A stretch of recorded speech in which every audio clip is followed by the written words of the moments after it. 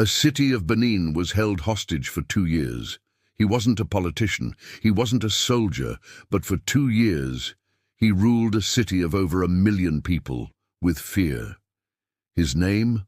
Lawrence Anini, a man so dangerous, even the police whispered his name. Alongside him was a ghost in the shadows, Anini and Osondu, a trigger-happy killer with no mercy. This wasn't just a gang. It was a criminal empire that hijacked banks, executed police officers, and made the entire Nigerian government tremble. Bullets couldn't stop them, bribes couldn't hold them, and for a while, it looked like nothing could. But every king falls, and when this one did, he exposed a network of corruption that ran all the way to the top. This is not fiction. This is Nigeria's most feared true crime story. This is the bloody legacy of Anini and Osondu.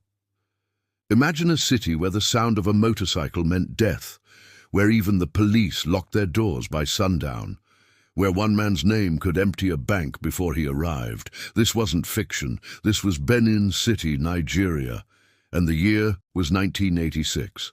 At the center of this reign of terror stood 2 names, Lawrence Anini, the cold, calculating mastermind, and Anini and Osondu, his brutal enforcer, a man with a thirst for blood and no fear of death. Together, they formed the most feared gang in Nigeria's history, terrorizing an entire region, mocking the police and bringing the nation to its knees. 1. Birth of a monster. Born into poverty in the rough slums of Benin, Anini was a hustler, a streetwise driver who saw early on that power didn't belong to politicians, it belonged to the ones who could take it. He started small, petty thefts, smuggling. Then he met Osondu, a man kicked out of the army for excessive violence. Together they built a gang of ex-cops, armed robbers and corrupted insiders. But what set Anini apart wasn't just crime, it was his mind. He didn't rob for survival. He robbed to send a message.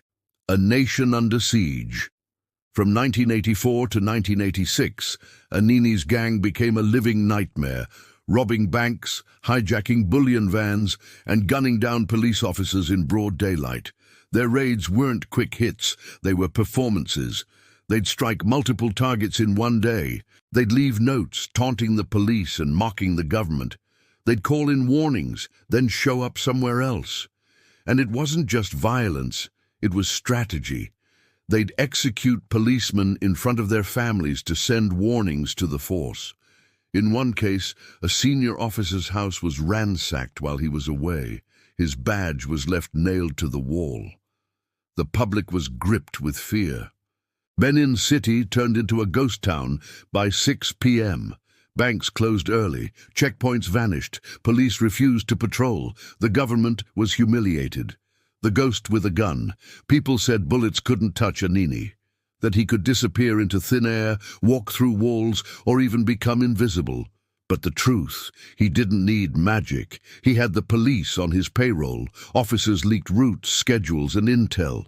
Some even joined the robberies. Anini used the system's rot as his greatest weapon. He became a legend. Children whispered his name.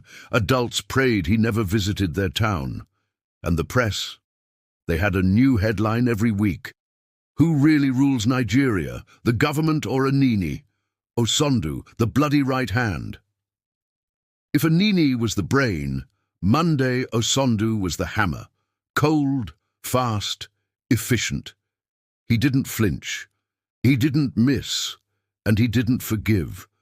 Witnesses who saw Anini but weren't meant to, Osondu handled them. In one chilling event, a police inspector who once arrested Osondu was executed at point-blank range, and his body left outside the station with a note, "Now you know who gives the orders." The beginning of the end.